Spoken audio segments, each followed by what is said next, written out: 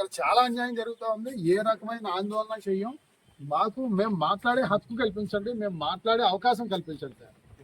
Already మీకు notice ద్వారా తెలియజేసామండి. ఈ రోజు అక్కడ కొన్ని ఇన్సిడెంట్లు జరగడానికి ఆస్కారం ఉందని ఇన్ఫర్మేషన్ ఉంది సార్. ఇన్సిడెంట్ ఎలా జరుగుతుంది సార్? మీరు ఎంతమంది పోలీసులు ఉండగా ఇన్సిడెంట్ ఎలా జరుగుతుంది? మమ్మల్ని అక్కడికి వెళ్ళొద్దాం ఇవాళ వరకు. మీరు వెళ్ళా నో ప్రాబ్లం. రేపు వెళ్తే ఉపయోగం ఏంటి సార్? వాళ్ళు పర్మిషన్ పెట్టుకుని మీరు చేస్తామని వాళ్ళు చెప్తున్నారు. అది ఏమన్నా లీగల్ గా లేదంటే వాళ్ళు పర్మిషన్ పెట్టుకున్నారు సార్, మీకు కాదంటలేదు.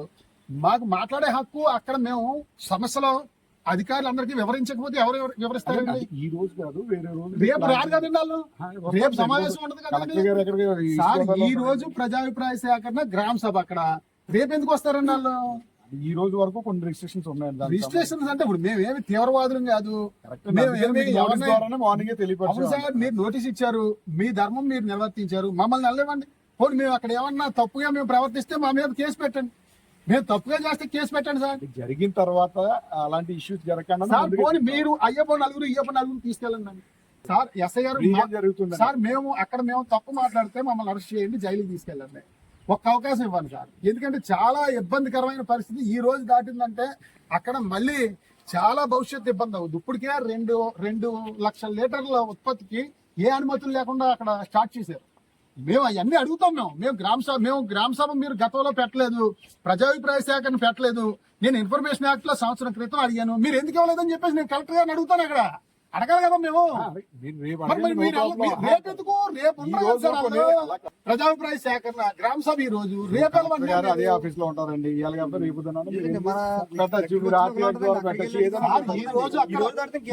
ఏం చెప్తారు? ప్రజాభిప్రాయ సేకరణ మీరు రాలేదు కదా, మీరు చెప్పలేదు కదా, ఈ సమస్యలు అని చెప్పి అంటారు. వాళ్ళు అప్రూవల్ చేస్తారు, ప్రజలకు అన్యాయం చేస్తారు.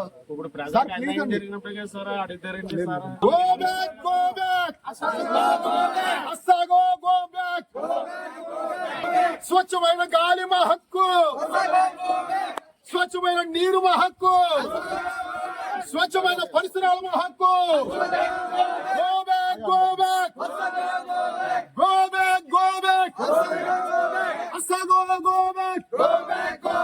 స్వచ్ఛమైన గాలి మా హక్కు, స్వచ్ఛమైన నీరు మా హక్కు. స్వచ్ఛమైన గాలి మా హక్కు, స్వచ్ఛమైన నీరు మా హక్కు.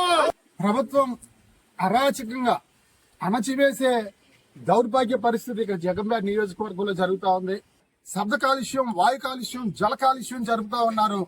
దీన్ని తొలగించాలని చెప్పేసి మేము గత 2 సంవత్సరాల నుంచి పోరాటం చేస్తా ఉన్నాం. పోరాటం చేస్తున్న పరిస్థితుల్లో పుండి మీద కారం చల్లినట్టుగా జనం మీద నుంచి పొయ్యిలో పడ్డ పరిస్థితి అక్కడ ప్రాంత ప్రజలకి జరుగుతా ఉంది. ఇప్పుడు మళ్ళీ 2 లక్షల లీటర్ల ఇథనాల్ ఉత్పత్తి నుంచి 3 లక్షల లీటర్ల ఇథనాల్ ఉత్పత్తికి ఇక్కడ ఈ రోజు ప్రజాభిప్రాయ సేకరణ గోపవరం మండలం గుమ్మలదొడ్డి గ్రామంలో జరుగుతా ఉంది. మేము గత 15 రోజుల నుంచి కూడా ప్రభుత్వాన్ని మేము అడుగుతా ఉన్నాం, ఎట్టి పరిస్థితుల్లోని కూడా దీన్ని పెంచొద్దు, ఉన్న కంపెనీని అక్కడి నుంచి తీసేయండి. ఎందుకంటే 1 లీటర్ ఇథనాల్ తయారీకి 5 లీటర్ల నీళ్లు భూములను తీసుకుంటా ఉన్నారు. 2 లక్షల లీటర్ల ఇథనాల్ తయారీకి 10 లక్షల లీటర్ల నీరు భూములను తోడుకుంటా ఉన్నారు. ఆ ప్రాంత ప్రజలు, రైతులందరూ కూడా బోర్లు నూతులు ఎండిపోయి వ్యవసాయాలకు ఇబ్బంది అవుతా ఉంది. ఈ కార్యక్రమాన్ని విరమించుకోండి, దీన్ని పెంచొద్దు, ఉన్నదాన్ని తీసేయండి అని చెప్పేసి ఎన్నోసార్లు మేము అధికారులకు వినతి పత్రం ఇచ్చినా సరే పట్టించుకుని దాఖలాలు లేవు. మరి ఈ రోజు ప్రజాభిప్రాయ సేకరణకి ఆ ప్రాంత ప్రజలందరూ కూడా అక్కడికి సమావేశం దగ్గర రావడం జరుగుతూ ఉంది. మేము కూడా ఒక జగ్గంపేట నియోజకవర్గం నుంచి 2 సార్లు పోటీ చేసిన ఒక ఇండిపెండెంట్ ఎమ్మెల్యే అభ్యర్థిగా ప్రజల సమస్యలు, అక్కడ ఉన్న రైతుల కష్టాలు, అక్కడ ఉన్న తాగునీరు సమస్య, అక్కడ ఉన్న సాగునీరు సమస్య, భూములోంచి వచ్చే వాటర్ తరిగిపోవడం కానీ, వాయు కాలుష్యం ఇంచుమించు 156 టన్నుల కార్బన్ డైఆక్సైడ్ CO2 విడుదల చేస్తా ఉన్నారు 2 లక్షల లీటర్లకి. మళ్ళీ 3 లక్షల లీటర్ల ఇథనాల్ తయారీకి కార్బన్ డైఆక్సైడ్ మళ్ళీ గాల్లోకి వదులుతారు. దీనివల్ల తీవ్రమైన అనారోగ్యాలు వస్తాయి. క్యాన్సర్ కంటే చాలా ప్రమాదకరమైన ఫ్యాక్టరీ అది. దీన్ని తొలగించండి అని చెప్పేసి మేము ఈ రోజు మా గలం, ప్రజల యొక్క గలాన్ని అక్కడ ప్రజాభిప్రాయ సేకరణ గ్రామ సభలో వినిపించడానికి వెళ్ళడానికి గాను మేము ఉదయం 6 గంటల నుంచి మేము సిద్ధమైనప్పటికీ కూడా పోలీసు వారు మా ఇంటి వద్దకు వచ్చి ఉదయం నుంచి కూడా నిర్బంధించడం జరిగింది. ఈ సందర్భంగా ప్రభుత్వాన్ని నేను చాలా సూటిగా ప్రశ్నిస్తా ఉన్నాను. గత ప్రభుత్వానికి నేటి ప్రభుత్వానికి తేడా ఏంటని అడుగుతా ఉన్నాం. గత ప్రభుత్వంలో కూడా ఇదే రకంగా నిర్బంధించి అక్కడ అన్యాయంగా, అక్రమంగా గ్రామ సభ గాని, ప్రజాభిప్రాయ సేకరణ గాని లేకుండా అడ్డగోలుగా అక్కడ అనుమతులు ఇచ్చి ఫ్యాక్టరీ నిర్మాణం చేయడం జరిగింది. మరి గతంలో జ్యోతుల్ నెహ్రూ గారు శాసనసభ్యుడిగా పోటీ చేసే ముందు చెప్పారు, ఇది అన్యాయం చేశారు, ఇక్కడ నేను గెలిచిన తర్వాత తప్పకుండా ఈ యొక్క ఫ్యాక్టరీ లేకుండా నేను చేస్తానని చెప్పేసి ఆ రోజు ఎన్నికల్లో చెప్పి ఈ రోజు 2 లక్షల లీటర్ల ఉత్పత్తి నుంచి 3 లక్షల లీటర్ల ఇథనాల్ ఉత్పత్తి ఈ రోజు గ్రామ సభ ప్రజాభిప్రాయ సేకరణ జరుగుతూ ఉంది. ఎమ్మెల్యే గారికి మేము 4 రోజుల నుంచి కూడా ఈ యొక్క మీడియా ద్వారా మేము విజ్ఞప్తి చేస్తాం, మీరు రండి, నవీన్ గారు మీరు రండి, అక్కడ ప్రజల యొక్క సమస్యలు కష్టాలు మీరు వచ్చిన అధికారులకు వివరించి సమస్యను శాశ్వతంగా పరిష్కారం చేయండి అని ఎమ్మెల్యే గారికి మేము అనేక రకాలుగా మేము చెప్పినా సరే, మరి ఈ రోజు ఎమ్మెల్యే గారు తిరుపతిలో అక్కడ మీటింగ్ ఉందని చెప్పేసి వెళ్ళిపోవడం జరిగింది. తిరుపతిలో అక్కడ మీ బోర్డు మీటింగ్ ముఖ్యమా, ఈ సమస్య పరిష్కరిస్తారని మిమ్మల్ని గెలిపించిన ప్రజల సమస్య ముఖ్యమా అని చెప్పేసి ఎమ్మెల్యే గారిని అడుగుతా ఉన్నాం. మీరు అక్కడ తిరుపతి వెళ్ళకపోతే అక్కడ తిరుపతిలో ఏమి ఇబ్బంది రాదు, అక్కడ మీటింగ్ ఆగిపోదు. మీరు కావాలని ఇక్కడ లేకపోవడం వల్ల ఇక్కడ ఇంచుమించు ఆ 4 గ్రామాల ప్రజలతో పాటు గోకవరం, కోరుకొండ మండలాల ప్రజలకి తాగునీరు, సాగునీరు లేకుండా పోయే పరిస్థితి భవిష్యత్తులో అనేక రకాల ఈ వాతావరణ కాలుష్యం వల్ల జబ్బులు వచ్చే పరిస్థితి. ఎమ్మెల్యే శ్రీ జ్యోతుల్ నెహ్రూ గారిని, ఎమ్మెల్యే అబ్బాయి శ్రీ జ్యోతుల్ నవీన్ గారిని మేము సూటిగా ప్రశ్నిస్తా ఉన్నాం. ఎన్ని కోట్ల రూపాయలు అస్సాగో పరిశ్రమ నుంచి డబ్బులు తీసుకుని ఈ రోజు అక్కడ ప్రజాభిప్రాయ సేకరణకి గ్రామ సభలో లేకుండా మీరు గైరాజులయ్యారని చెప్పేసి మేము అడుగుతా ఉన్నాం. ఎన్ని కోట్ల డబ్బు తీసుకున్నారు? మీకు బాధ్యత లేదా? మీకు సంబంధం లేదా? నియోజకవర్గ ప్రజలు అక్కడ ప్రాంతంలో నీరు రావటం లేదు, ఎండిపోతా ఉన్నాయి బోర్లు అని చెప్పేసి రైతులు ఆఫీసుల చుట్టూ తిరిగి వినతి పత్రాలు ఇస్తా ఉన్నారు. మీకు కళ్ళు కనిపించట్లేదా ఎమ్మెల్యే గారు అని అడుగుతా ఉన్నాం. మీరు వెళ్ళి మాట్లాడరు, ప్రజా సమస్యలు అధికారులు వినిపించరు. మేము వెళ్తుంటే మమ్మల్ని పోలీసు వారితో నిర్బంధించి మాకు నోటీసులు ఇప్పించి అష్టదిగ్బంధనం చేస్తారా? ఇదేనా న్యాయం? ఇదేనా ప్రజాప్రభుత్వం అని చెప్పేసి ఎమ్మెల్యే గారిని, కూటమి ప్రభుత్వాన్ని సూటిగా ప్రశ్నిస్తా ఉన్నాం. గ్రామ సభలో ప్రజాభిప్రాయ సేకరణలో పాల్గొనే హక్కు మాకుంది.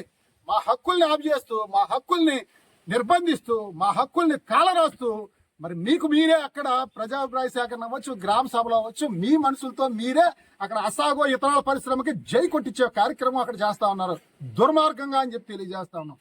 చాలా అన్యాయం, చాలా దుర్మార్గం. అక్కడ ఏదైతే భవిష్యత్తులో రైతులకి, ప్రజలకి నీరు లేకుండా పోద్దాం, ఏదైతే ఈ యొక్క ఇథనాల్ పరిశ్రమ నుంచి కార్బన్ డైఆక్సైడ్ 225 టన్నులు వాళ్ళు విడుదల చేసే పరిస్థితి ఉంటుందో ఆ అన్ని అనారోగ్యాలకి, రైతుల సాగునీటి, తాగునీటి కష్టాలకి, ప్రజల కష్టాలకి మీరే బాధ్యత వహించాలని చెప్పేసి ఎమ్మెల్యే జ్యోతుల్ నెహ్రూ గారిని, జగ్గంపేట నియోజకవర్గ అభివృద్ధి కమిటీ చైర్మన్ నెహ్రూ గారి కుమారుడు జ్యోతుల్ నవీన్ గారికి కూడా మేము తెలియజేస్తా ఉన్నాం. ప్రజలు గమనిస్తా ఉన్నారు, మీరు 164 సీట్లు వచ్చేయని విర్రగ వీగిపోతా ఉన్నారు. మళ్ళీ అధోగతి పాలయ్యే పరిస్థితి. ప్రజలు ఇలాంటప్పుడు అక్కడ తమ గొంతు వినిపించలేరు కొంచెం మంది. ఎందుకంటే పోలీస్ కేసులు అవ్వచ్చు, లేకపోతే పెద్దల దగ్గర నుంచి కష్టం, సమస్యలు వస్తాయని మాట్లాడుకుంటా ఊరుకొని ఓటు అనే ఆయుధంతో ప్రజలు మీకు త్వరలో బుద్ధి చెప్తారని చెప్పి సందర్భంగా ప్రభుత్వాన్ని హెచ్చరిస్తూ మరి తప్పనిసరిగా అక్కడ ఉన్న ప్రజలు, గ్రామ సభలో పాల్గొన్నటువంటి అక్కడ ప్రజాభిప్రాయ సేకరణలో ఉన్నటువంటి ప్రజలందరూ కూడా మీ గలం మీరు వినిపించండి. మరి మేము అక్కడ రాలేకుండా ఇక్కడ నిర్బంధించారు కాబట్టి మీరందరూ కూడా సమస్యలన్నీ కూడా అధికారులందరికీ వినతి పత్రం ద్వారా ఇచ్చి మీరు మాట్లాడి అక్కడ కార్యక్రమం ద్వారా ప్రతి ఒక్కరి సమస్యలు తెలిసే విధంగా అధికారులకి మీరు తెలియజేయండి.